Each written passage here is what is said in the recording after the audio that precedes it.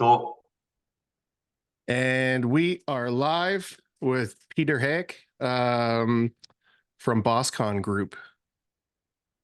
how's it going? Good, man. How are you? Good, good. Yeah, I love the typically energy. I love the energy. thank you. I typically do this now. Like before, I'd talk to people for like a half an hour before we got on here, and it's like all those things that you just talked about. You might as well have just done that on the podcast. It's Yeah, you know what I mean, and you get to know people, and yeah. yeah, So exactly. I mean, it's a good way to get to know each other. Like you said, it's a great way to network now. And podcasts seem to be the thing that everybody's interested in watching and listening to. So it's a great initiative on your behalf, that's for sure. And yeah, I look forward to this. I I really started focusing on community last year. And Nick Harmon also has a podcast that is like a strictly drywall podcast. And then when I started this one, the amount of people you meet, the amount of people I've been working with and like collaborating with, it just happens so naturally. Like you're never going to just bump into another tradesperson and talk to them for 2 hours. It just Yeah, doesn't happen, right? And if it does, like neither one of you are fucking working very hard, right? So, um, exactly. yeah, so it's Or, or, very or, or you'd meet at a bar somewhere randomly and you find out the other person's a tradesperson and you start shooting and stuff, well. and it happens. It happens. Typically that's really the only, where you're like, because if you're out to dinner or something, you're not gonna do the Yeah, same. So exactly. Yeah. yeah, it's Has very to be in cool. a very social setting. Hmm. um so we met at the CSR out in Barrie. So is that where you're from? Yeah, I'm in Yeah, Barrie. How brilliant. about you? Cambridge. So yeah, it's just yeah, so it was quite a ways to go. When we Oh, go out really? when we go out there, we like rent a house and we hang out all night. It was Did a you have a weird. job here or something, or you just came up for the event? No, I went to the other CSR and Brad and I drove up together. Um, yeah, so it was cool. I like going to those things. I like talking Interesting. to everybody and seeing everybody and Yeah, that's great. um, yeah, and you kind of turn it into a hangout afterwards sometimes. Some of the events they've gone out and done stuff afterwards, which is fun. Yeah. Um, okay, so tell me about BossCon Group. Yeah, I'm going to give you the stage there for that. What tell me all about it. So we're a contracting company. I'm originally an electrician by trade, but Mhm. I've always loved to do general construction. It's been something I've enjoyed since I was a little kid, and I basically used to collect scraps from job sites back home. So like cinder blocks, some 2x4, some wood, and build little shacks. And that That's was kind of the amazing. hangout spot. And to be honest, some of them are still standing. Like I was there a few months ago and I saw a few of them. I was like, wow, this brings a lot of memories. So I came to Canada at the age of 15 and graduated high school, went to college, did business. Something that I wasn't convinced of for myself because I've always wanted to get into construction. So I got into the corporate world. Meanwhile, I was doing like I was helping out in renovations since I was in high school, for summer work and all that. So it's something I always loved to do. And then I left the corporate world. I started getting back into renos, and then I decided to pursue a trade. So I did electrical. And then once Nice. I was completely done with that, I decided to open BossCon Contracting. So what we do is we do new construction, we do renovations, additions, we do all kinds of work, small jobs, big jobs, commercial, residential. We even done institutional work in hospitals, and yeah, it's something that we strive to grow bigger and bigger in, and it is a very challenging industry. So we try to always find a way to make ourselves more unique, and I think the best approach to do that is um, in the relationship with the clients, most Hmm. importantly, and also in the relationship with other tradesmen, right? So it's good to have these relationships because that's what drives you forward in life and it makes you grow. Um, Basically, we weren't very big on social media Mhm. because most of our business was referrals and stuff like that. So just recently, we started to kind of dabble with social media per se, and we're trying to grow our community online. And yeah, that's pretty much It's a huge asset if you use it. it It is. correctly. I'm a little bit late in the game when it comes to this stuff, but it's I'm never too late. yeah, I mean, I really only started maybe 3 years ago. So I was pretty late to the game too, especially in the finishing community. Um, all the big names, they were 5, 6 years ago. Um, but it's a different thing now where years ago it was very competitive and it was nobody wanted everyone to win. They wanted to win. As opposed to now, you're starting to see it a little more where it's turning into not just like a resume, but also like a little community where, Yeah, you can meet people and collaborate and all that kind of stuff. And then you can also show your work. And with what it sounds like you're doing, when you can kind of swipe through 3 or 4 posts and they're all over the place, like oh, this one's a house and this one's commercial and this one's different in its own way. It really tells us it's like an elevator speech of yourself, yeah, real quick, right? Yeah, it's real neat. It's I definitely like it as a marketing tool, man. It is brilliant though, as like a big business owner for sure. yeah, yeah, exactly. So do you need So different? Oh, go ahead. So you're basically in the taping and drywall industry, correct? It's what I'm focusing on now. Yeah, I started as a carpenter and was doing commercial work, frame and board, and then got into doing like custom homes framing. Um, and then I thought I wanted to like run the show, and then I started doing that, and then I started running big sites, and it's you're constantly losing if you're not in control. So Yeah.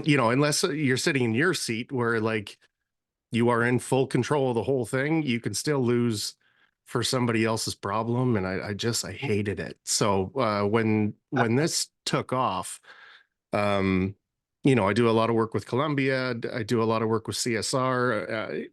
Being able to just jump in on sites with people, have people over to mine, it's just so fun. And we're making pretty good money. I never would have thought that I'd be there doing drywall finishing. When you take a look at, the rest of the trades. Um, so now, so you're a electrical journeyman. Yes. Okay, So yeah, I do that, but my main focus is also general contracting, which brilliant. is good because I get to do my own electrical work and save good money on that part, right? It's one of the more expensive trades. No shit. So Well, for good reason so too. it's a good opportunity for me to take advantage of myself. Totally. So do you have like apprentices and stuff that are underneath? So when we do electrical work, yes, we do have, Brilliant. but it's mostly licensed subcontractors, right? Okay. Yeah, we just get together and do the job together. Sometimes I find it a little bit of a liability to have, you know, apprentices and employees and stuff like that. Plus, generally, like for my company, I don't think the model of my company would fit for an apprentice, to be honest, in the first place, because I'm not a Right. solely electrical company, right? We Yeah, do you electrical, yeah, but we're not solely electrical. yeah, you put that piece to the puzzle in when it's time, and then when you're on to the next one, that's what the company's doing. That's really smart. Yeah, And having electrical as a core trade in a company, especially a GC company, like a big company, um, you know, it's very hard to find a good electrician that's going to have your back like you would. Um, yeah, yeah. yeah, And that when I was just doing electrical, I basically like I was a little bit different than many other electricians. I'm not trying to put myself ahead of anybody or trash talk anybody, but it was something that I was really good at. I'm still really good at, obviously, and especially when it comes to troubleshooting and finding the cause of the problems. Yep. And when all the walls are closed, everything's finished, and the last brush of paint just went through, I'll find stuff without doing any damage. I'll get it to work. Yeah, it's a skill set. It's something you have to really like. It's not an easy trade, of Yeah. course. You have to really work your mental more than your physical sometimes, and it's kind of exhausting because mental work is almost harder than physical work if you think about it. And when you're combining the both together, it becomes it takes a toll on you. It takes a 100%. toll on. But So it's a beautiful trade. It's a beautiful trade. before I was in construction, before I found construction, I was in sales.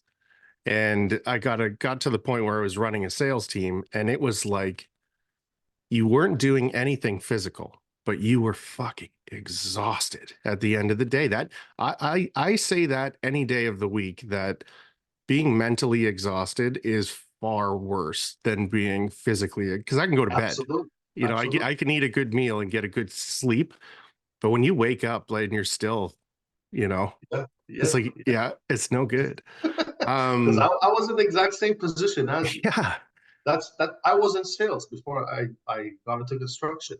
I was in the corporate world. Most of the time, I'm just communicating with people, following up with people, trying to find new clients. And and the worst part of the corporate world is this thing right here. yeah, Sitting on this all day, whether it's in the office or in the car, and you're just driving or yeah. making phone calls or on your computer or meeting someone, you're still sitting down. You're not really active all day. So you go home and your back is so bad that it's, so it's actually worse physically on your body than what we do. What we do, we're always moving. Okay, yeah, it's good to start with stretching in the morning before getting on the job. It's very important, which I tend to not do to begin with. I've But never stretched. I Yeah. always tell myself it's really good to stretch. But we still, even though we're going through all the physical work, it's still not as bad as sitting on this chair, Yeah. Well, right? and I would be bored to death. I got Yeah. into Oh, terrible. American Express, and it was a gravy job. It was like their concierge service or something, and there was an espresso machine and a full, like, eat whatever you want from here, drink as many coffees as you want. Like, you're in an office setting, you're looking good, everyone else is looking good. I'm like, I'm gonna love it here. And after a week, I'm like, I'm gonna kill myself. Like, I need to go. And they're like, why? What's wrong? I'm like, I don't know, but I Can't cannot do it. stay here. Yeah. Picking up your phone every day. Hey, it's March 19th. I'll be in the office at the hours of, like, I just, about the 10th time I did that, I'm like, I'm never doing that again. I made the Yeah, decision, said, fuck it. yeah, It's, yeah, I'm just not built to be in an office setting. yeah. I am very good at doing office stuff. Like, anytime that I was a site super, I was a working site super. And I said, if there are things that I'm going to be able to handle and I need to be very hands-on and I need to be on site, like I'm not traveling to sites a couple times a day, I'll take my computer and go to site and sit there. Um, because I can't do it. I mean, I could if there was enough money, maybe, but it's not what Even I'm if built there's enough for. money, you're still gonna find a way to get out of there. 100%. Um, Speaking of like sleep and stress and stuff, do you have a watch? Do you wear one of these things? Is it I do. so what is it? Is it a Garmin? No, mine's a Samsung. Okay, yeah. And does Yeah. it do your sleep and all that? Oh yeah, I track my sleep all the time. So My is, sleep, my stress, my heart rates, yeah. daily steps, my calories, my And yeah. So it's good. I love it. this is from Australia. It's called a hard hat watch. And like they asked me to try and break it, is what they did. So I like dunked it in mud, dunked it in water, threw my screw gun at it, rubbed it on some bricks and shit. Like it is literally indestructible. But um, I've never had anything record my sleep before. So I've only had it 2 days. So I'm like fascinated with this thing. But it is really cool to not be hooked up to something. It's your watch. Yeah. And it tells you how many steps you did, what your heart rate is. I love this thing. I never thought it would make the difference that it does. Um, Oh yeah, it does. But I've also haven't worn a watch in probably 15 years because I put it on and typically in 2 weeks it's destroyed. Because I'm just fucking so rough on everything, right? Yeah, yeah. I mean, I've had this for 3 years now. I have a screen protector on it. Nice. I used to have like a cover that goes around it, Like a but rubber, like a yeah, it case was a almost. rubber case, yeah, that kind of covers the whole thing. But when you're pulling BX, for example, on steel studs and going through inside the wall trying to grab something or fishing something, it always ended up getting lost. It comes off and it gets lost. But I gotta say, I'm not disappointed in this. There's a few scratches and stuff, but 3 years is that's fine. three Yeah, years and working in construction with this thing, it's amazing. Like it's still going. that's brilliant. Yeah. It sounds like Barry does those things at different businesses. Like, did you get did you make your way over because it was CSR, or do you follow that kind of group of it seems like a social thing that they're doing. Yeah, so I have a friend of mine who heard about the event through social media and he asked me if I wanted to go. I said, yeah, sure, why not? Yeah. And that was my first time going to a networking event here. Oh, brilliant. Yeah. Yeah, yeah, yeah. Uh, I'm not. I don't know many people in Barrie because I moved up here 4 years ago, right. right? And most of my work was still in the GTA in Toronto up until so this is my dilemma here. So in the last year and a half, I've been into two car accidents and kind of injured me a lot. So I wasn't able to work at all during this time. So I haven't been able to basically take on any work in Barrie or get to meet many people in Barrie and stuff like that. But now slowly I'm getting into the networking scene here and trying to establish my base here because I really want to avoid going down to Toronto. I It's a don't lot of want to go down driving, to man. Toronto.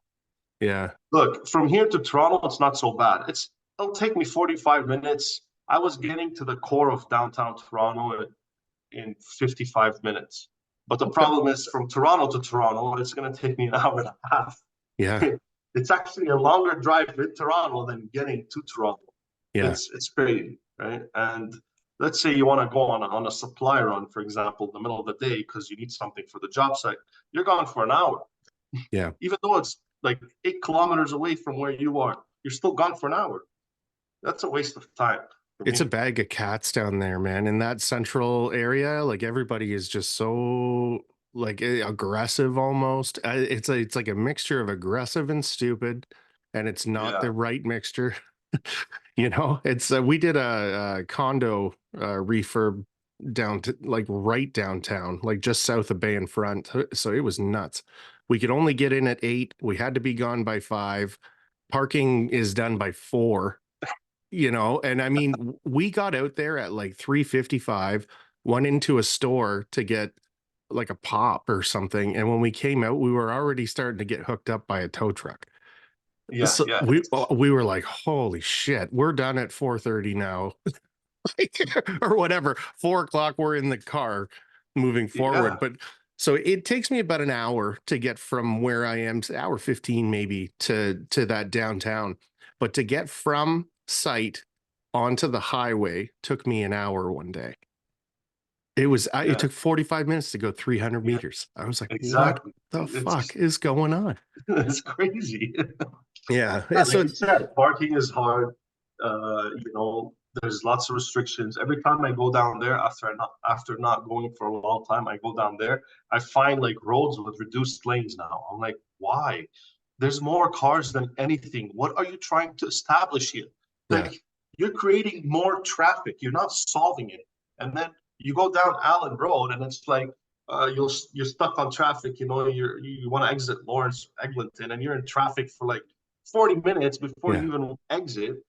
It's And the insane. TTC is doing the construction there. And then you have those overhead passes on top of Allen Road. It's like the TTC advertising saying, don't you wish you were on the subway? Then you go to the next one. It's like, don't you wish you took the TTC today? I'm like, guys, a lot of people cannot take the TTC. Like, we live in the GTA. It's not like it's a whole unified transit system. That's first of all. Second of all, a lot of people are in construction. Nobody's going on the TTC with their tools. Yeah. These guys don't care. They think they want to basically help people out by taking public transit or letting them ride their bikes or something. But that's not how we should be thinking. You should be thinking of ways maybe to simplify, all that traffic coming into the city from outside the city and accommodate it, not cause a bottlenecks and Yeah. chokeholds and make more traffic. And it's just crazy. It's crazy how they operate and they think. And Well, every job they do on the street takes a job should take 6 months. It's taking 6 years. yeah.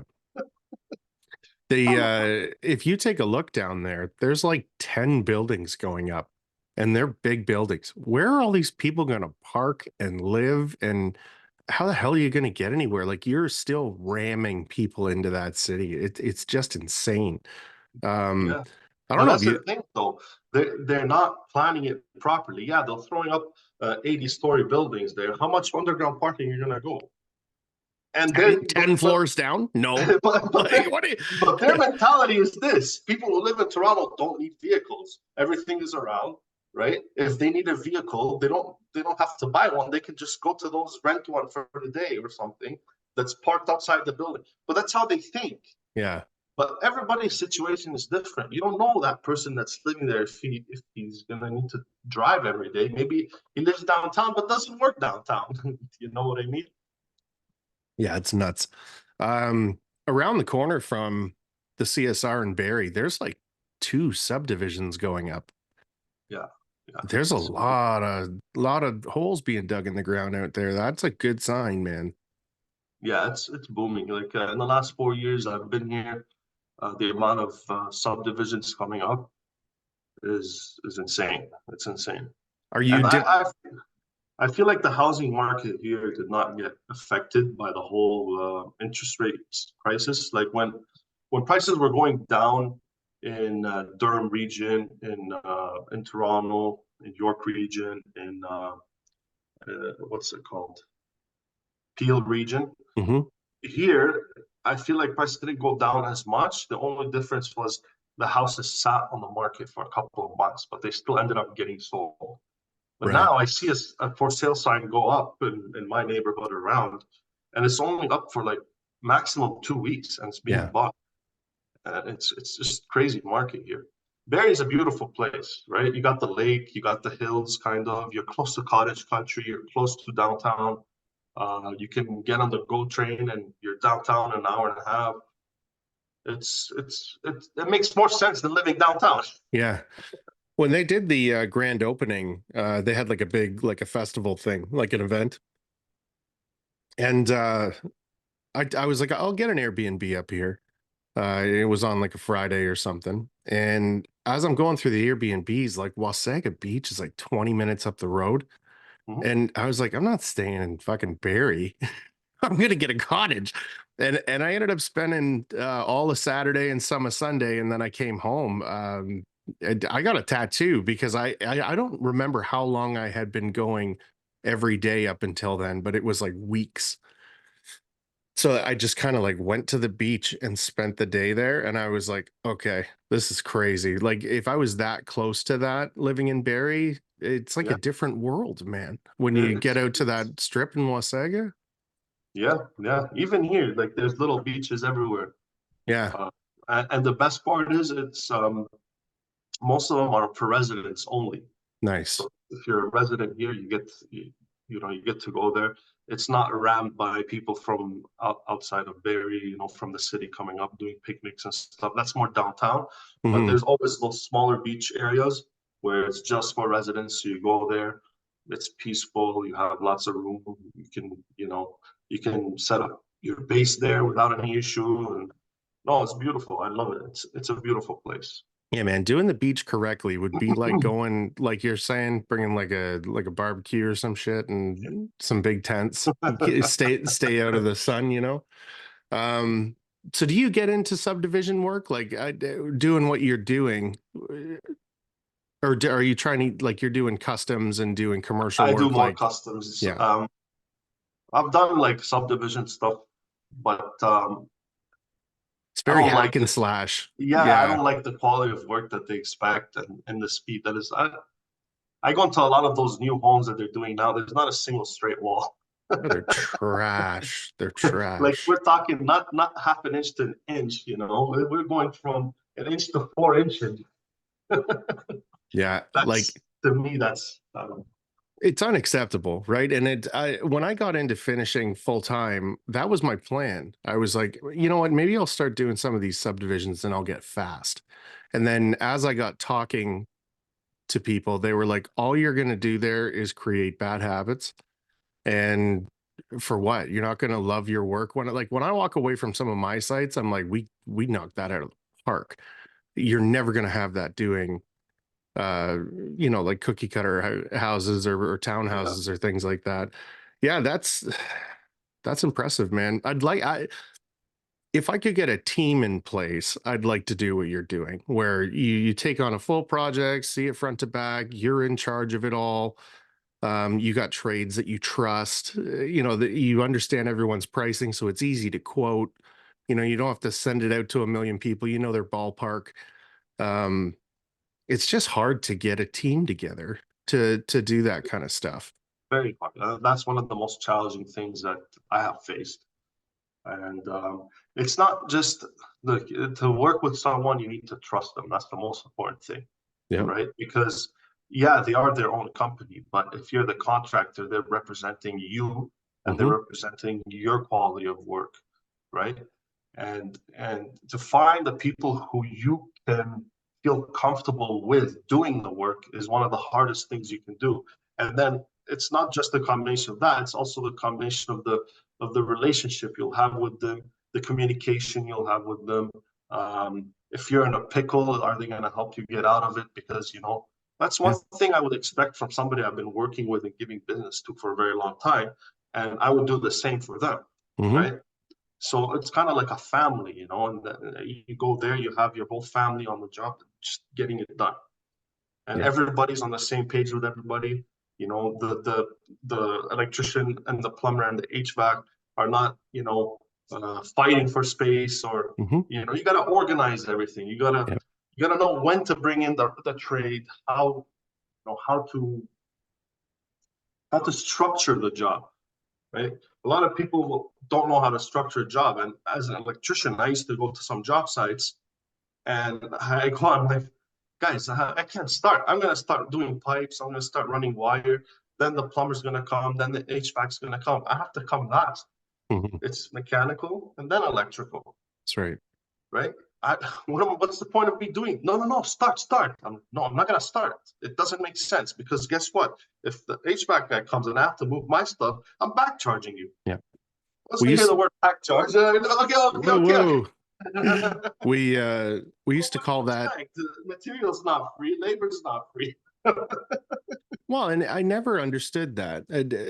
We used to call it hurry up to wait, right? And it's so stupid. And like that's part of that whole thing too, where you expect certain things from the people that you work with, but they need to also expect certain things from you. Like I used to call it a dance because it is kind of what it is. There's a momentum to it. There's like a to and fro kind of in a large site. And once you kind of get the steps and you got it figured out, it you can really make it very smooth.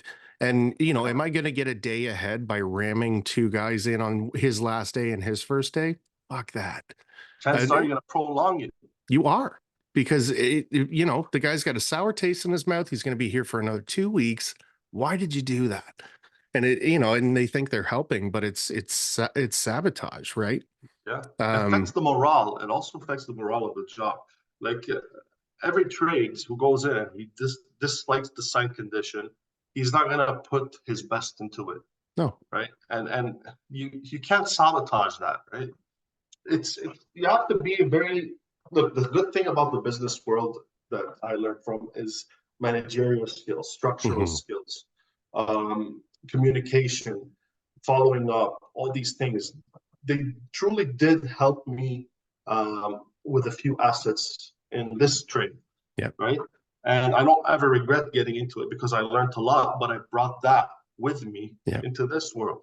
And I find that a lot of businesses don't do that. They just, I don't know what it is, but they just think construction is just like slap and go, slap and go. No, oh, it's very, very intricate. It's very difficult and it's very organizational. And if you can't do those, then you're failing Yeah. 100%.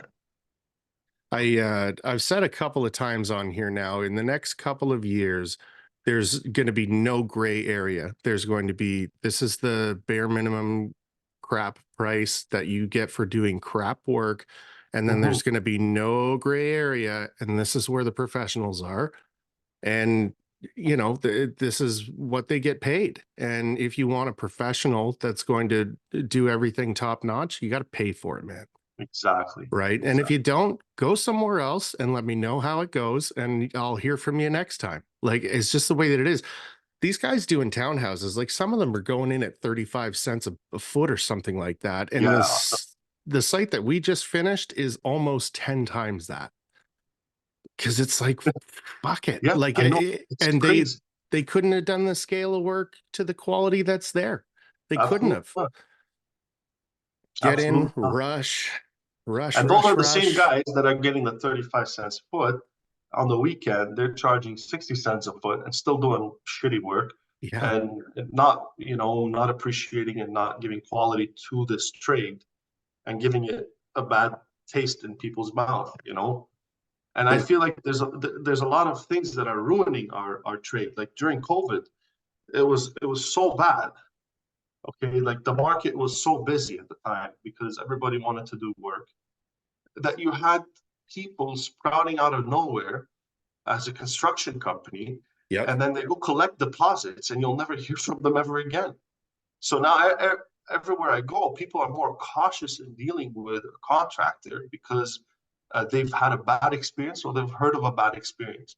What's the point of doing that? If you went this far already, do the job, man. Mhm. Why do you gotta give yourself a bad name? Why you gotta give everybody else a bad name? Just do your job. If you put the energy into trying to scam people, just put the energy towards something good. Just do And it. Yeah. it Or, makes me wonder how people think. it makes me wonder how people sleep at night. That's for sure. Uh, Because I mean, am I capable of conning someone? Probably. But could I sleep at night doing that? There's no fucking way. There's just no way. It's like anybody with half decent conscience would really struggle with doing that. But unfortunately, there's a lot of people that aren't. And I mean, you hit it on the head with COVID because you had like chefs putting a tool belt on and saying they're a GC and getting there going, I have no idea what I'm doing here, but I got 30% up front. So that's cool. I'll burn through that. Nothing will get done. And you either get fired or the site that I'm on right now. This guy came in, said 25 grand, I'll make you a basement and it should be done by Christmas. And they fired him when they were um double the quote. They were like, you gotta go, man. And he wasn't even halfway done. It was just had no idea what he was doing. So like the first 2 weeks of being there was just rescue, like just fixing everything that was wrong. And it's really unfortunate, but the yeah. thing that I like hearing the most these days is these guys getting fired. Mhm. Like have the sense to just get rid of them. Like you've already lost all that money, right? Every second that that person's on your site moving forward is more lost money. More money. Yeah. You got to get rid of people. Yeah. Um, it's just the way that it is. I think a lot of people that don't know just trust. And if you got a decent face and you know what I mean, you're half decent communicator, I'm sure you can get in there. But Yeah. Yeah. it would have to be a traveling circus, though, right? Like you just burn every bridge that you can here and move on to the next place with bridges and Exactly. Just keep cr- going. Yeah. crazy. It's I don't know how people do it. It's crazy. And the other thing that I find very unethical that since it's slowed down in the last year and a half a lot more than before. And I was quoting a few commercial jobs, right? Hmm. And I quoted them pretty well. I'm not overpricing and I'm not underpricing. I quoted them well. So actually, I didn't end up getting them. And then I find out the other person quoted $50,000 less. So they went with that. And I'm like, impossible. And I somehow got access to that quote. Don't ask me how, but it ended up in front of me. I'm like, okay. Electrical, 3 grand. Wait, that's a $25,000 electrical job. What's 3 grand? Right? So that right away, I'm like, okay. I kept going through the other numbers. I'm like, it's not adding up to me. I called the owner. I'm like, listen, I'll tell you right now, there's no way this guy's completing this job for this much. Yeah. Right? I'm like, it's gonna come up to my cost at the end of the day or more. He's like, he told me no, that's the final price, this and that. Cool. He calls me halfway through the job. He's like, he's asking for 70,000 more. Mm-hmm. I'm like, I told you, man. I'm not gonna come take over the job. Deal with him. Give him the money or fire him. I don't care. I'm not going there because you're gonna end up paying me more because I don't even know what kind of work he did. Yeah. So I would say just keep him and pay him the 70 grand. But the whole point is that people are doing that. They're undercutting the prices and then they get the job. And once they're doing the job, they ask for more money. That's right. Don't do that. Don't. Yeah. Why are you doing that? To not just to the client, but to other trade members, like to other companies. It's not ethical. It's dirty. It's creating a bitter competition, not a friendly competition. That's right. And it's messing shit up.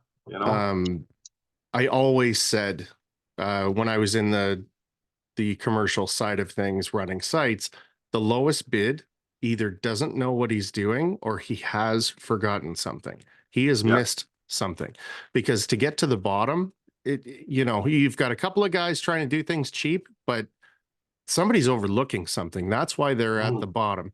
And the more I talk to people, the more you find out that that's somewhat of a strategy where they leave out a couple of key components off of the quote. And then when it comes to the time to do those major components, they go, hey, that's not on our quote. It's not on our scope. We can quote it that, and then, it's another 10 grand or 20 grand or whatever it is. But when you've kind of got your boot on the neck of the person running the show, because it's like, can you find another electrician to come in here to piggyback on another electrician's site tomorrow? No, and if you can, anybody that's sitting home that can be here tomorrow, that's a real problem too.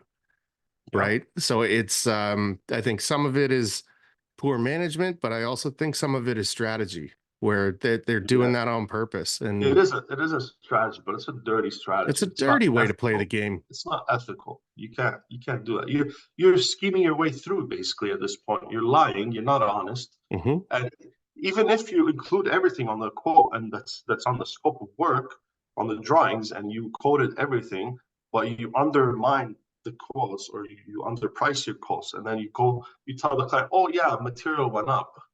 How much?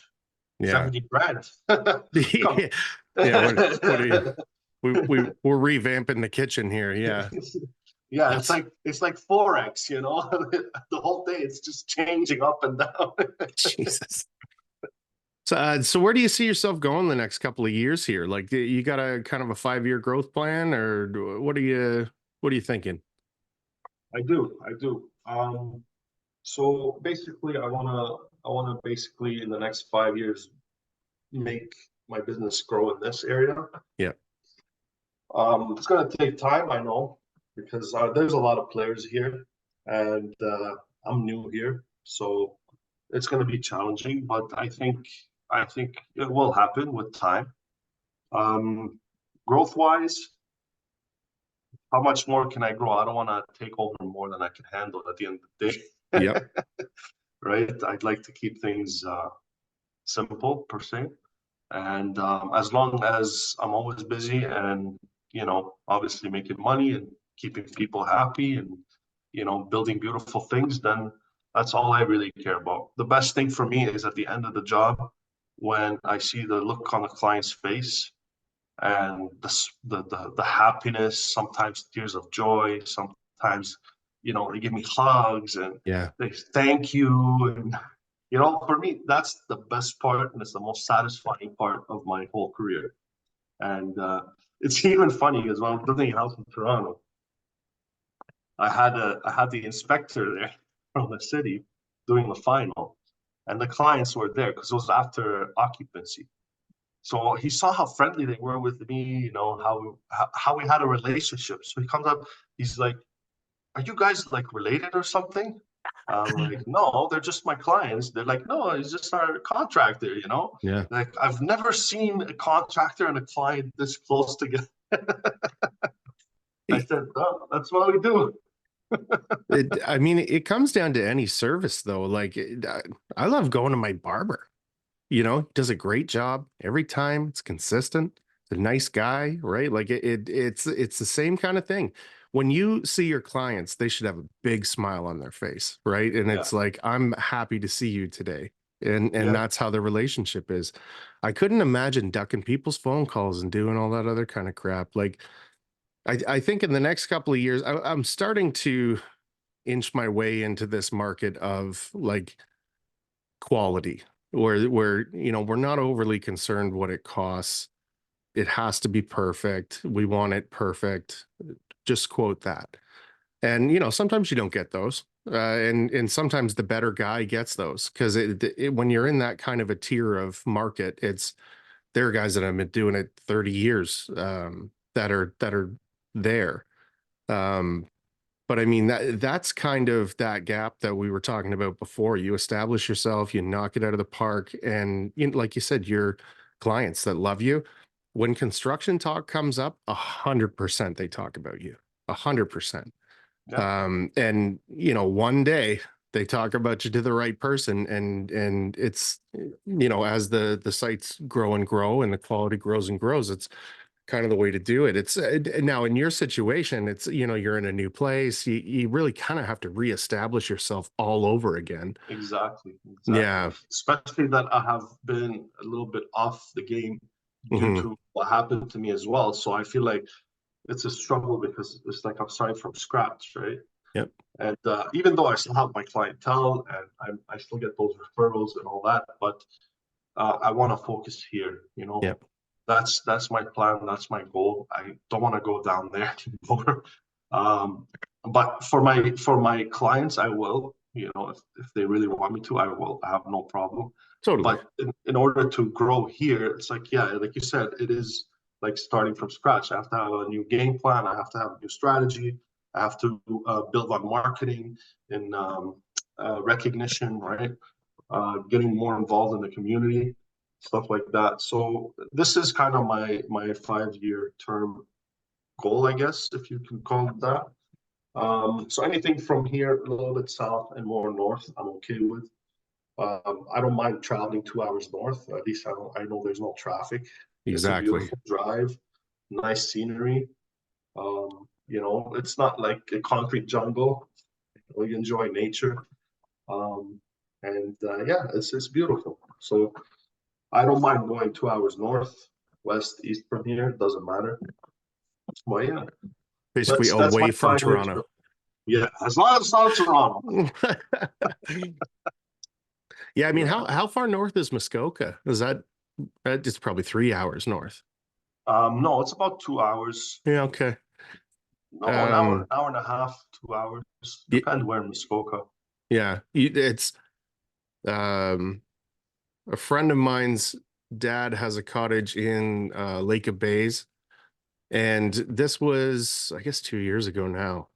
But he was saying that they were just throwing whatever kind of money they had to at people just to get them to start their build because their permits were coming up. Like they just could not find anyone to do the work. And it's Yeah, and there's a lot of money up there, man. And I it's know. not like that means that you just get extra money, but I mean it means that the budget's there. The Like, budget's there, but you know, the thing is, like, especially when I talk to the older generation in this business, they say, yeah, anything north is double the cost, right? yeah, Well, the thing is, I don't think that's very accurate anymore because you know you have a city like Barrie where there's a lot of competition now, right. and you'll see people willing to go up north for not double the cost, a little bit higher because I get it, the material situation and hauling it and all that. It costs a little more than here. Otherwise, I don't see it being like it used to be before because of the increased competition, Right. right? And it's good for these people too. They get to budget more into the construction, build more, develop more, put more money into working hands versus just paying for the same thing twice Yeah. or double, right? So Yeah. it's good for everybody. Everybody is a winner in this situation. Yeah. I mean, I knew 100% that I was not going to get rich doing this, but I enjoy it. And if somebody's paying you what you're worth, I don't need any more than that. But if you want something specific, yeah, there's a number that's tied to it. And if people are happy to pay that, I'm more than happy to make it perfect. Yeah, It's, yeah. we had the contractor come in on this last one, and it was like an addition to a house. But there was a bead reveal around the doors. So you would have like a piece of trim and then a sunken in reveal and then your board. But the trim's not on yet. So you got to kind of figure it all out. So he comes in, I got a miter saw that I'm cutting my bead with, which typically it snips. And I've got 2 lasers set up so I can get perfect measurements from it. And they're like, what are you doing? And it's like, well, come and look at this work. And then they're like, oh, it's just use the correct tools, take the right amount of time, and just do it properly. Exactly. And if the cost scares somebody off, they don't want it done properly. That's And right. we're not in the business of doing things incorrectly. So Yeah, it's hard to turn down work as well sometimes, but it reflects on like you personally, me personally. We're not working for exactly. somebody It's else, who right? you are as an identity, right? I have somebody who called me. He said he wants to convert his garage into a shop, like a barber shop. I said, Cool. okay. He showed me a picture of what he wants. It looks really fancy. I said, okay, I'll work on a quote for you. And then he's on the phone with me. I'm like, by the way, what's your budget? Just so I know. I don't want to waste your time, my time, this and that. He's like, it's 15 to 20K for everything. I said, dude, just the light fixtures you're choosing are 500-600 bucks each. Yeah. That alone, right? And to install them it involves a lot of labor and material to install them itself. So I'm like, listen, I'll tell you something. I'll make your shop look nice. I'll make it look beautiful. And I'll try to stay within your budget. Yeah. Okay. So I actually spent time working on a quote. This is what bothers me the most. And he kept, hey, do you have a quote for me? I said, no, I'll have it for you Monday night. Mm-hmm. And I had it for him Monday night. I prepared it. I was 2 grand. I was 22 grand. That's very, very decently priced for Yeah. attempting at least to get to what he wants. It's not Yeah. exactly what he wants, but it's close to what he wants within his budget. So I followed up with him like, hey, did you get my quote? Yeah, thank you very much. Okay. If you need to discuss it, let me know when we can meet up. Give me a call. Crickets. Nothing. In my head, I'm like, okay, the one thing, and this message is to everybody, Mm-hmm. right? If somebody spends time doing something for you, the least you can do is show the respect and discuss it with them after. Yeah. Nobody's pushing you to say yes. No, just Mm-hmm. talk. Let's talk about it. Let's discuss it. Let's see where we can do something together. Let's see where we can change something, or if you want a breakdown of what I quoted you, let me know. I'll tell you all the details, right? Yeah. I'm not going to write an essay on a quote, right? Explaining everything. No. So the least someone can do is give 5 minutes of their time, Mm-hmm. right, to respond to you because you actually worked on something for a couple of hours, maybe more. So that's what I need. Like I was like, should I go get a haircut? And then he's done. I'll be like, okay, thank you so much, and leave. Yeah. And then Right? don't pay them. Yeah. It And you're just like, hey, where you going? Just cut your hair. Spend 45 minutes cutting your hair. Well, hello, I spent 2-3 hours on your quote. Yeah. Right? Yeah. I The think least you could have done is give me a call and discuss it with him. That's all. That's that it. that's the wild part because I've also done that where I'll send a quote, it's like itemized, like it's very clear what I'm Yeah, doing, how I'm doing it, and then you don't get a response. Like it's like the like you said, the time that you put into it, right? And did you even go through the line items or did you look at the number at the bottom and go, no? exactly. Like you might, delete some of the fucking line items. I don't know. Or let's discuss it. Or, what's this? Or I'll take care of the bin. I'll make sure there's a porta potty on site. Those are things that you could facilitate to bring my cost down. You can paper the floors. you Yeah, know there's all kinds of stuff like that, but when you don't even have that conversation, it's just like, no, in the garbage. Did you even read it? Probably not. Then why did you have me quote it? Right? It's crazy. yeah. I don't know. It's just weird. Like, the least somebody could do for somebody giving their time is give them an inch of their time back. That's it. It's all we ask for. Yeah. Yeah. Nobody's telling you you have to work with us. No, that's not what we're saying. But show us the respect that we showed you back. That's all we ask for, really. I think in past generations that conversation probably turns into some sort of a confrontation, and I think that's probably why people don't do it. But it's like, oh, do you want to discuss it? Like, you should at least understand why it's where it's at. Because when you talk to the next guy with the cheaper quote, you can at least ask, Yeah, like, are these things, have you quoted for these things? Because the other guy did. And if it doesn't make sense, you can explain to me why it doesn't make sense. But do you at least know about it? And I don't think they're doing that. And these are typically the people that get burned. They exactly. take a look at that last number and go, perfect. You're the Yeah. one. You're the winner. And then either the guy doesn't complete the job or the guy halfway through the job asks for more. Typical stuff. And I mean, when you're in that situation, you're fucked. Yeah. Because like when somebody calls me because another person is leaving, I'm very leery about it. I always show up with the best intentions of, I'm sure the last guy hurt you here and I'm here to make the day better. But in the Mhm. back of my head, I was like, are you the problem? Did Yeah. this guy leave Funny because enough, you you're the say that. problem? I'll tell you a story. That's a fucked up story. So we're doing a cottage on the other side of Simcoe. We took over the job after somebody else started it. They basically took 200K from the client, 2 or Ooh, 300K. All they did was do the foundation and the exterior walls, right? And they left. They fucked off. So we go there. I swear to God, she was crying on my shoulders every single day, crying.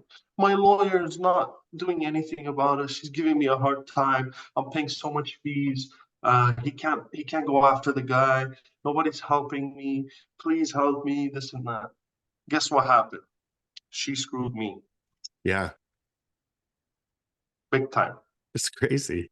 And she was literally crying on my shoulder every single day, tears, jerking tears, and crying. I'm like, don't worry, you're in good hands. You'll take care of it. It's all gonna be okay. We're helping you out here, this and that. And she screwed me. Well, and I mean, and a person like that, it is like, it's so manipulative to be able to do that. Like Yeah, the theatrics didn't even need to go on. You were going to do a good job anyways. But it's like, the whole thing leaves a bad taste in your mouth. yeah. I mean, I felt bad for her. We didn't make much money off of her, Yeah. and we ended up not getting paid from her. So what are you gonna do? You're gonna Yeah. go to courts, and that's a waste of time. You know what? You're going to spend more time and heartache doing that process than you will what you're getting out of it anyways. Just Uh, go to the next site, I guess. Let's yeah, go. just try to get over it, and then you know My what? The world will deal with these people one day. my payment schedules are pretty bang on when I'm quoting a big place. Like, this is how much to go into my calendar. This is how much the day I start. This is how Yep. much after this milestone. This is how much after this milestone. And it keeps you in control. Oh, and that's what it was, right? So that's what I did. The first few times it worked out, and then it got to the point where we're doing like material and time, Yep. right? Just to help her out. And that's where we got screwed, basically, Yeah. right? It wasn't much, it was maybe 100K or so, but it could have been worse. Yeah. But what can we do? Uh, this rescue site, and now for smaller sites, I went and quoted a patch the other day. Um, I'm very open with people that this type of project, I take a retainer from you at the beginning. And Yeah, when for it sure. when it runs out, I will show back up when you pay the next retainer. And Mhm. all that is I'm not coming out of pocket for anything. I can do what you need done here, but I don't trust you. Like, and Exactly. that's not the way I word it, but that is the conversation. Because that first year that we were in business, I don't know if they all saw me coming or what happened, but you would get about halfway through a site, you'd get your second draw kind of thing, and now you're a week out. Right before the third draw, it would be like, well, we kind of thought that this was in your scope too. Or, well, we kind of thought that we'd like you to get to this point, or whatever the next thing was going to be, right? Mhm. And then they just keep adding. They get you uncomfortable, and you either continue because you think, I got to get the money, I'm this far into it, and sometimes you get burned at the end when you Yeah, of do that. course, 100%. Yeah. Yeah, I mean, Or, my contracts are this thick. yeah, I It bet. details everything, what's included, what's not included. Yeah. If it's included, what's the allowance on each item, right? And I print out every email, I print out every text message. I have a folder for every job, this Yeah. big, all paperwork of conversations, contracts, checks, photocopy, money transfer, printed. Yeah. Everything's in there, right?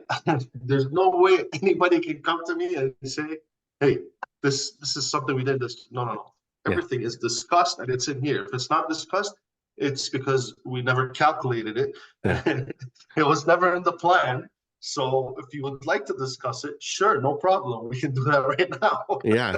Yeah. If But it's not in this folder, it didn't happen. Yeah. So you know, good I'll, luck. I'll give I'll give clients stuff when I do work for them. I give them stuff. I Mhm. don't care. Like the last house I built, I paid for all the windows because I import the windows myself, right? So it's my Nice. other company, and we import it from Europe. It's basically like a European tilt and turn windows. Nice. They come in all kinds of finishes and colors. So triple pane windows, they cost here about 70 grand to get. My cost was half of that. So why Yeah. not Yeah. just There give you it to go. them? They're happy. I'm happy. You know. And it's the cherry on the top, especially if you've done a great job, and then you're all like, and by the way, I appreciated working for you. Here's a whatever it is. That's like, how could Yeah. you beat that? That's kind of the pinnacle of customer service, right? Yeah. Exactly. You have to value them just like they value you, right? And yeah, oh, it's very important. CRM is very important. What's that? Customer relationship management. Yeah, there you go. Yeah, I Yeah. mean, a good sales guy doesn't sell things; he builds relationships, and that's what I used to say. And you know, it, when I got out of it, I feel like it was already starting to plummet. Where, when you go talk to a guy that's on commission, he's not there to sell you more stuff. He's there to get you what you need. But the bridge that he's crossed is that he knows, or she, whatever, Yeah. and they know everything. When you ask them a question, they know it right offhand, right? So that whatever commission you're paying a person like that is worth way less than the time I would have put in trying to learn all this shit myself. And that to me is what that is providing you. Yeah. That's gone. And the most important product to learn during this process is not the product itself, but each person that is basically potentially your client, Yeah. right? That's who you truly should learn. Because that's who you have to address their needs to.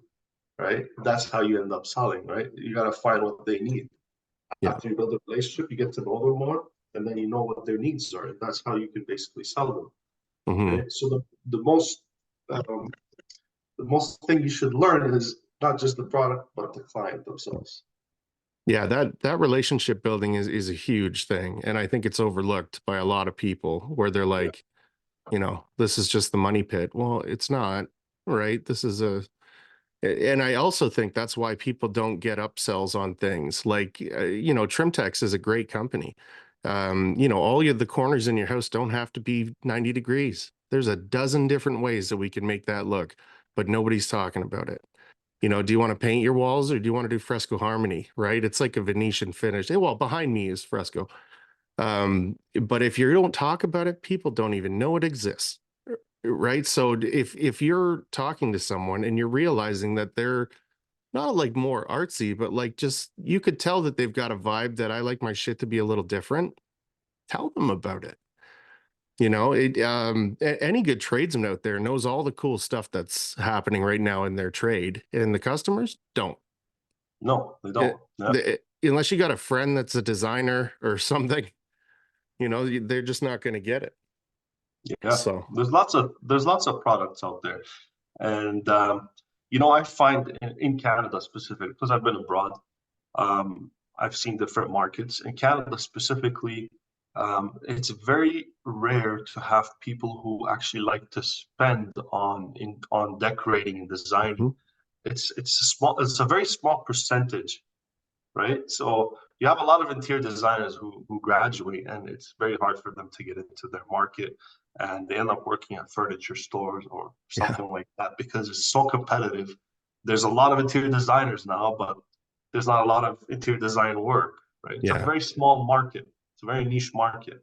So in other countries, you have people who like to spend more on interior design and interior mhm, decorating, who like to spend more on fashion, right? Like you go out, you see the fashion here versus the fashion in Europe or the Middle East or even the US, some cities, right? It's completely different. So where we live is not many people appreciate uniqueness yeah, and the decoration and art and design. It's very hard to find these kinds of people. A lot of people just want to live in a house, very simple, yeah. painted walls, marble floors, quartz granite countertops, two-tone color kitchen or white kitchen, shaker doors. Shake your doors. Yeah. Yeah. Where are you from? You said you came over when you were 15. I'm from Lebanon. Yeah, okay. I did. Yeah, I think a lot of like what you're talking about is, I just want flat wall house, everything white, everything whatever. But I think when you're showing people things, they didn't go to a school that had, anything different in it. And, the house they grew up in didn't have anything in it. Their aunt's house looked the exact. So you know what I mean? Nobody yeah, grew up inspired by certain things like you head over to a place like Italy and you take a look around, how could you not want that in your yeah, home, right?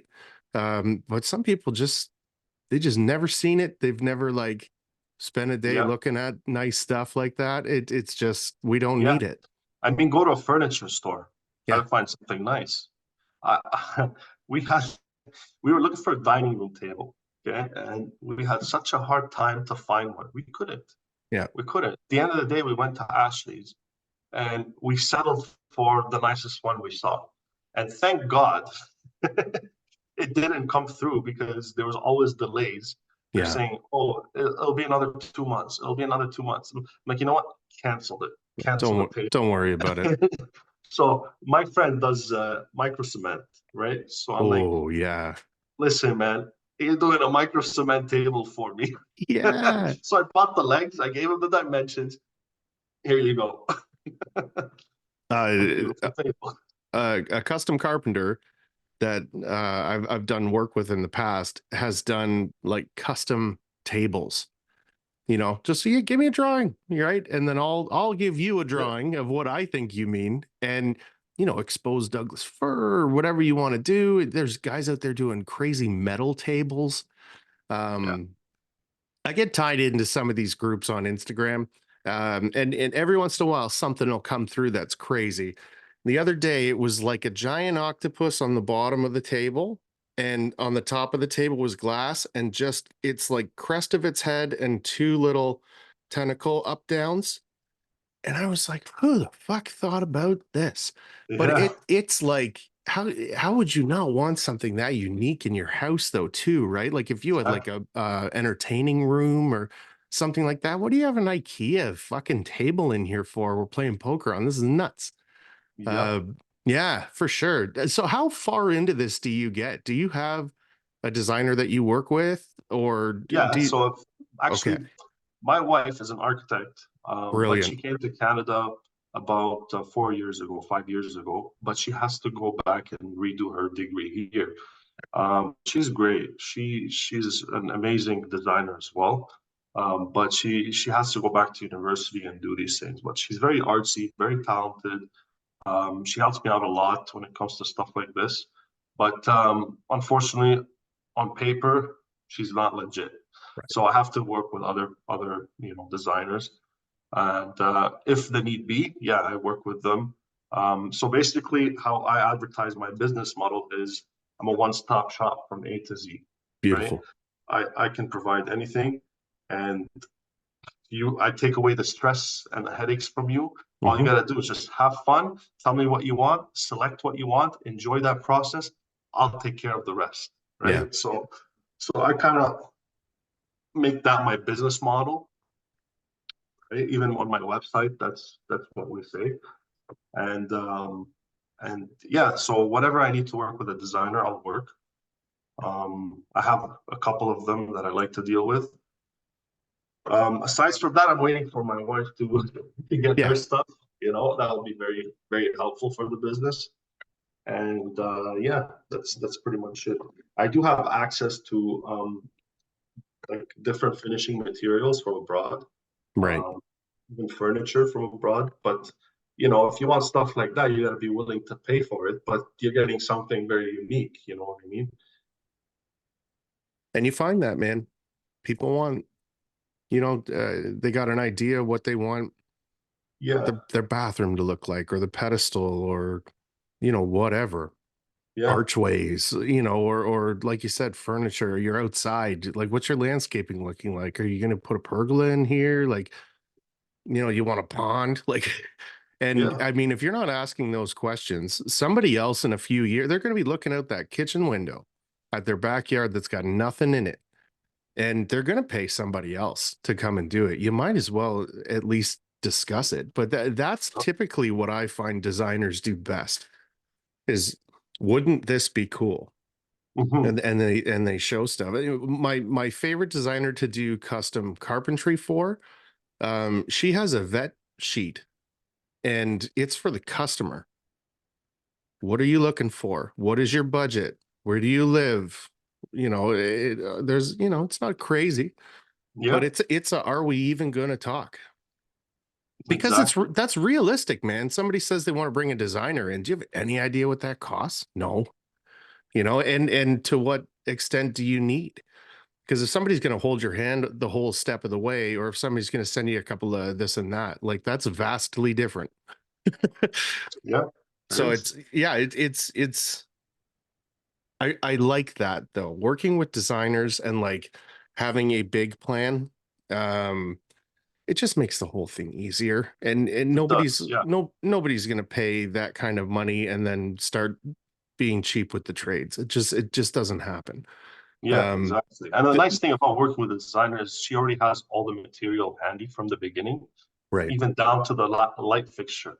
So when you're doing the roughing, you also have an idea of what the final product's going to look like, and it can help you even more during the roughing stages before you close up all the walls and finish all that stuff. It's really good. I like it because it just calls organization from the get-go, right. right? Nobody's scrambling around last minute looking for stuff or waiting for the client to go get the fixture and take them a month to find one and come back after the job is done 2 months later just to put on a light fixture or faucet or something, right? Those for me, I hate that. I finish The only time I come back is if you want to add something, Yep. or, which is rare to happen, but a warranty issue, right? Yeah. Well, But yeah, it happens, especially on new builds too. Like, house shifts, you get cracks in the corners sometimes, or yep. it's normal stuff. You have to go back. Settles, Yeah, all or when kind they of, move in, they're moving furniture, you gotta go touch up after, you know. yeah. Yeah, their cousin has a few too many beers and throws a couch into the wall. Yeah, you know what I mean? It's like, you're here to help, man. What are you doing? Yeah, Um, have what to. what are you doing on your off time, man? You got some hobbies going? Yeah, I do. I basically like to golf, but Nice. not the weather's getting better. My dad's been out twice. They went to a first come first serve last Monday, and it was just a little 9-hole, and like the ground was fucking wet. Yeah, They were letting them drive around on carts. Like the nice course out by them is called Copetown Woods, and they're in like a not a group, but like he follows them on Facebook, and they were like. Happy first day of golf for everyone else or everywhere else or something like that, because it's like you're gonna ruin this course, man. We're not letting you come yeah, on yet. But yeah. yeah, he's been out twice already. That's his Nice. thing, man. I like golfing. I When I was still running crews, not running sites, I was able to race home and catch like the tail end. I could do the first 9 before it got dark. And I probably got out like a dozen times that summer, and I A really couple of enjoyed it. twilights here and there. Totally, yeah.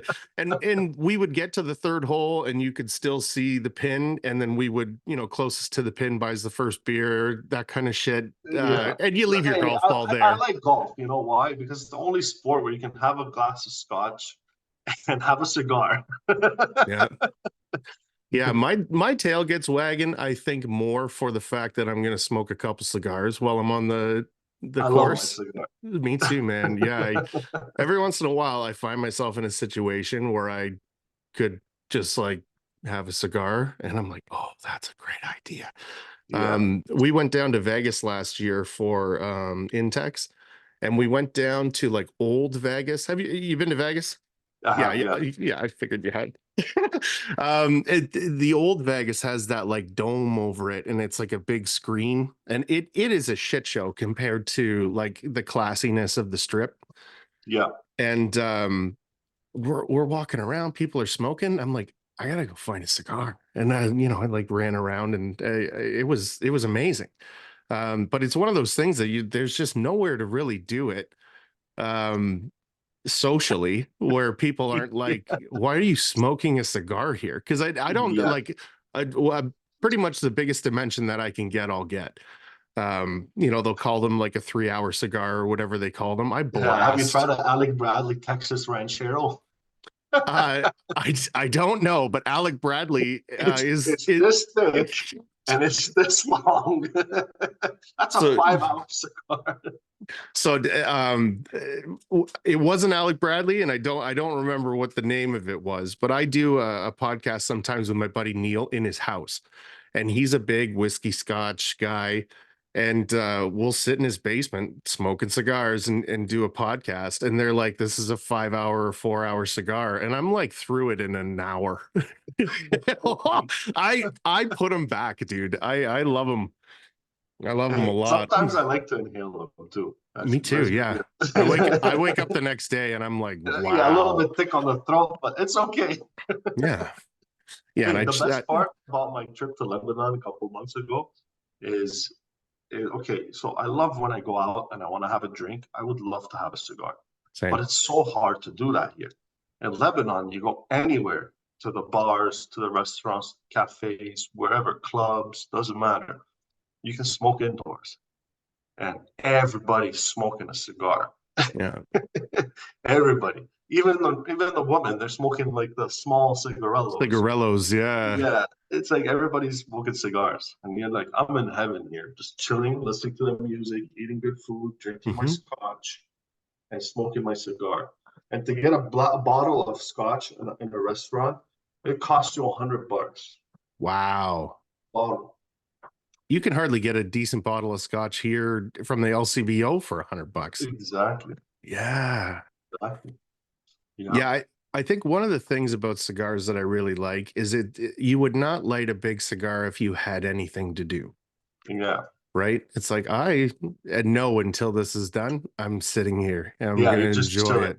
relaxing, enjoying it. When it Yeah. comes to things like scotch, I've kind of taken the other route with bourbon. Like I typically if I'm gonna sit down and drink something like that, it's bourbon. But every once in a while, like I had Lagavulin, it's very peaty. So everybody, the peatiness is like a smokiness to it, and Yeah. I really liked that. Uh, but I think I get that smokiness from the cigar. So Yeah. Yeah. you know You what I can mean? also dip the tip of the cigar in the brandy or scotch or Yeah, the whiskey and just, you know, I too love it, man. good. I can't wait for summer to do these things, right? Yeah, we got into a patio for 2 beers the other day, and I was like, oh, I can't wait for it just to be warm and like the sun to be out till 7 o'clock. Like when we started the podcast, it was already dark. Yeah. And I'm like, Yeah. that sucks. But in the Better summer, than five man, o'clock, though, I'll tell you that much. what's that? Better than being dark at Oh five yeah. o'clock.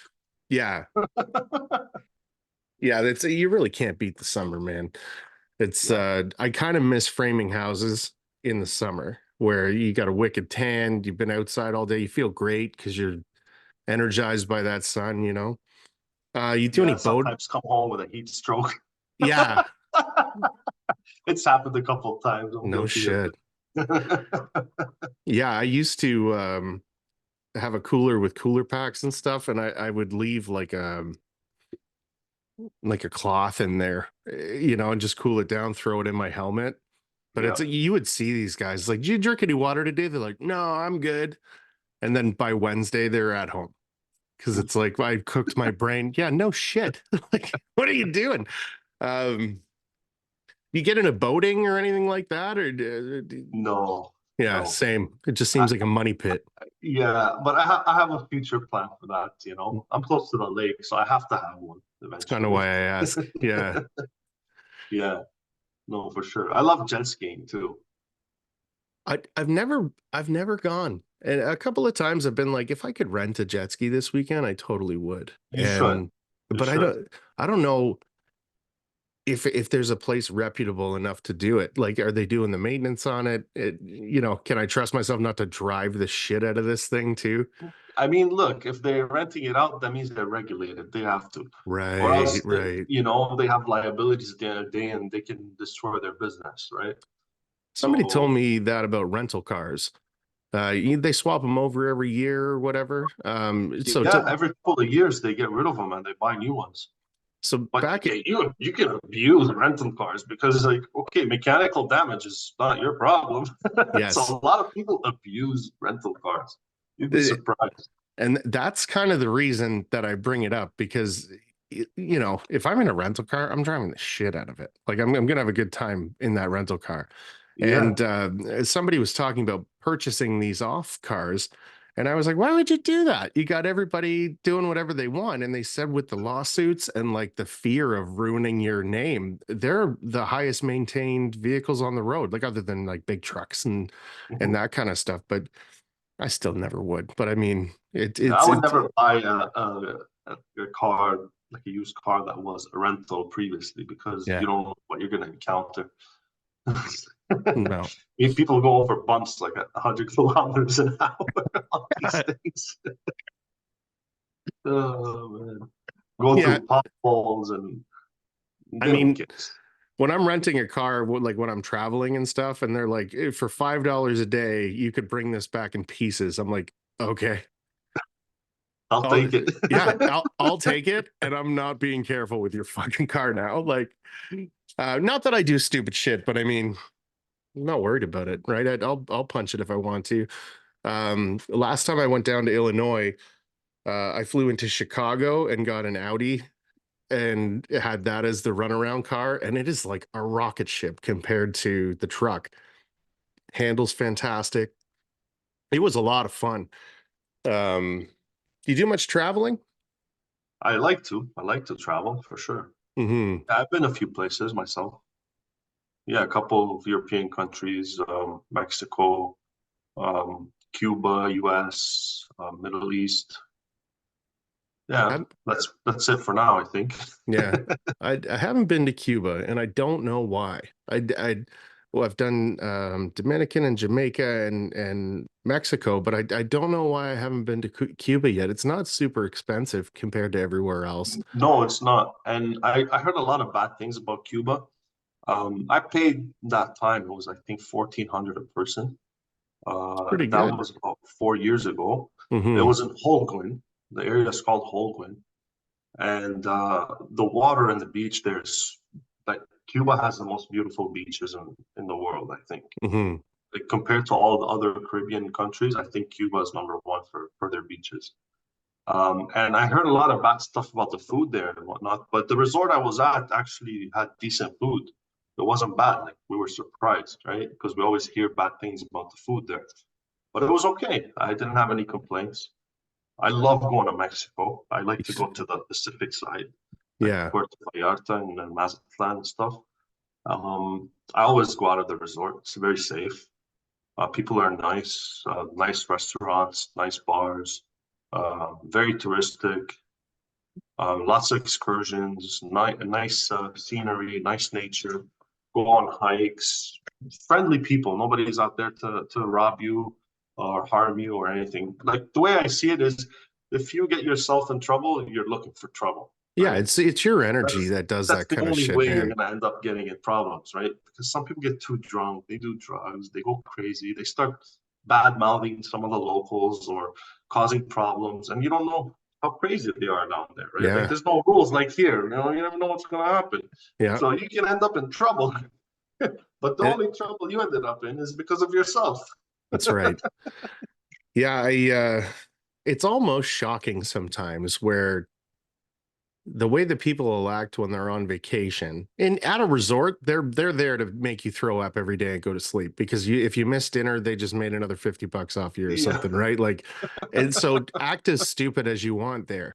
But as soon as you leave a resort, it's like it these people aren't like, hey, some new cool friends that are on vacation. They're looking at you like, here are these fucking people again.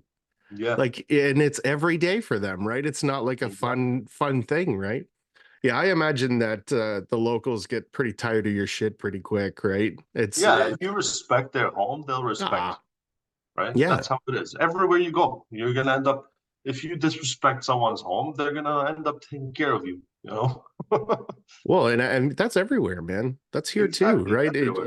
You got a shitty attitude and you're treating people poorly, and typically those people are the ones like, oh, everything sucks. Yeah, you make it suck. Yeah, It's you. You're the problem. yeah. You know? Everywhere you go, there's a beauty in something, and you gotta appreciate that beauty and enjoy it, because guess what? When you're back, you're not gonna have this. Yeah. We Treasure your home.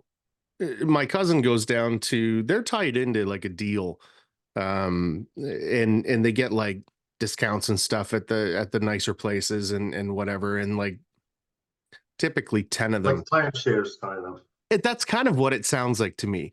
Or you've paid a certain amount and you've got a certain amount of trips that it'll facilitate or whatever. I don't know. I did that's Yeah, they so always far try out to of sell you my that when you get to the airport somewhere, and you'll have these group of yes. people who try to grab you, tell you, "Hey, you want free buffet, free day at this, a free day at that," and then Yeah. you have to go watch a presentation for 5 hours, and you can buy that product, which gives you all these Yeah. deals and one resort every year kind of thing. But That they tried to rope me into that one time and they're like, it's a free massage day, like it's a free spa day if you come and you do this thing. I'm like, well, like, can I get blasted in there while this thing is happening? No. Well, then I'm not doing that. Like I think you you have to take misunderstood. notes. That's right. I, I think you misunderstood what I came here for, sir. I'm not here Um, to waste half a day or a day on your speech, man. I'm here to have fun. That's right. We ended up going down flying first class, my first time doing that. And down to Mexico is not a huge jump up to get into first class, but that experience of like sit in this cool place until your plane gets here and feel free to do whatever you want. And then you get on the plane and you know, feel free to do we started drinking at like 6 in the morning, had a limo pick us up, go, then you go to the lounge, right? We could hardly get onto the plane. And then every few minutes she's coming out like, hey, do you guys want another drink? Yeah. You know, it was great. They like the food and all that kind of stuff. Yeah. But I only went for 4 days where everybody went for 10. And I was like, I would much rather throw a little bit of extra money into that plane ticket and have that be the experience. Like, and we didn't park a car, we didn't do any of that shit. So I would much rather have a shorter vacation. By day 4, I was ready to get out of there. Like I've got shit to do. But Mhm. you know, like if I go somewhere for a week, by the time that week is over, I'm like been thinking about it for a few days that I don't want to be here anymore. I want to get back to Yeah, work. I'm the same. I this is like I get anxiety when I leave here. Yeah. But It, you know what? Like we deserve a vacation. But when yes. we're on vacation, we're thinking about work and catching up on the phone, doing emails, all that thing. But we're on vacation. My wife always tells me just appreciate the vacation because you're going to Yes. go back, you're just going to keep working. And I Yeah. work all hours every day, Yeah. 7 days a week sometimes. It's to me, I love working. That's I my was life. gonna say I do the same thing, but I do it because I love it. Yeah, I don't do it because I've got golden handcuffs or anything tying me down. It's what I like to do. yeah, You know, when people ask me what my hobbies are on here, I have no answers for you, man. I work. I love working. I yeah, now some of the best answers for kind of what hobbies would be like Instagram's kind of a hobby.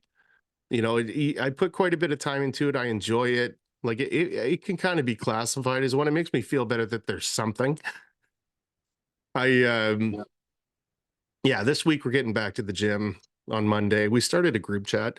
You met Nate at the CSR. A couple of us have started like a accountability podcast, or not podcast, but group chat. And it just says "Don't be a pussy" is the name of the group chat, Of and the group chat. yeah, it's basically all of us just like hurting each other's feelings until we do what we're supposed to do. Good. Oh yeah, but I mean, That's the way.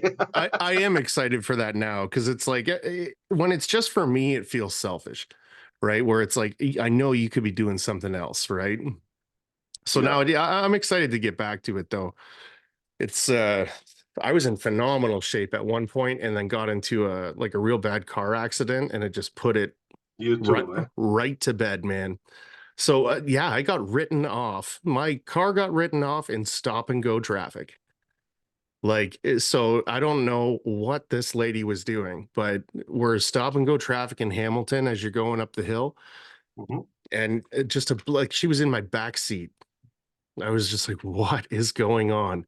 But the guy to Oh, my left hit his horn and I like planted my foot, twisted my back, like basically did everything you're not supposed to do. And I was out, man, for like 6 months. yeah. Tons of physio, tons of whatever, but That's what I'm still going through. yeah. Yeah, mine was a T-bone, and Ooh. it was basically here in Barrie on a Sunday afternoon. I'm going to visit my parents, and it was 2 weeks after my wedding, actually. Oh, And congratulations, by the way. thank you. And I'm going northbound, trying to get to ESSA so I can get on the 400. And right after the Mandarin, some lady just is going southbound and ends up wanting to make a left turn. And I don't know how her math in her head worked that she can get ahead of me. And then when she saw me, she accelerated. And at that point, she just rammed me on this side. If she hit my door, which like it was milliseconds away from hitting my door, I wouldn't be talking to you right Yeah, now. you'd be dead for sure. I'd be Yeah. dead. But Oof. thank God that didn't happen. And, but I'm still suffering up till today Yeah. from that accident, man. It's crazy. It's crazy. Yeah, it's wild. I didn't understand the size of it when it happened. So that I think they told me that they could pay me 3 days off of work. The car got figured out. But that was pretty much it. And like the following year, um, we were doing custom homes, and we were having issues with the concrete and stuff. So we went, a bunch of us that were like carpenters went to this house, and we're like moving rebar and we're like doing all kinds of stuff. And I don't know what I did to my back, but it was all over again. And I was off for like 3 weeks, man. And it's like that's something that's going to be there forever. So Yeah. I've kept my eye on that pretty close. How long ago was that?